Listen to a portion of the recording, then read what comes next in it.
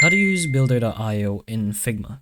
So make sure you have both accounts set up already, especially your builder.io, since you're gonna need a builder.io account to do this.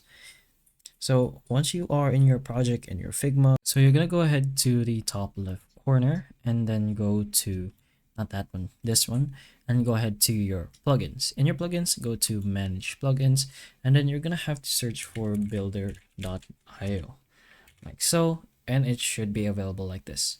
You can only do this in a design and most likely in the app version of your Figma, so you're gonna have to put that in mind as well.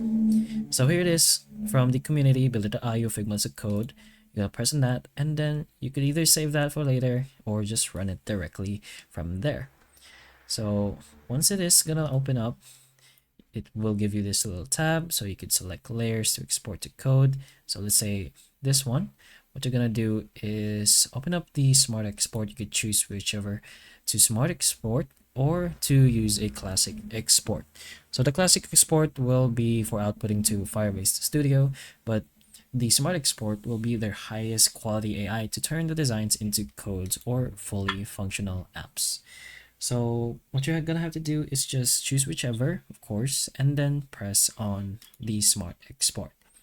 With that, after exporting, you could go to builder.io like this, press on open builder, open something like this, and then from there you can edit the text or images, even the layout visually.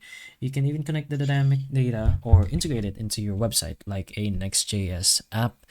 But then you can keep in mind that the very complex designs may need to, let's say, have slight adjustments after the import. But overall, it's one of the fastest way you can move from design into Figma to a working front end. So that's pretty much how you do this process. So hopefully the information of this video can help you, and if it can, please like and subscribe for more videos like this, and that's all.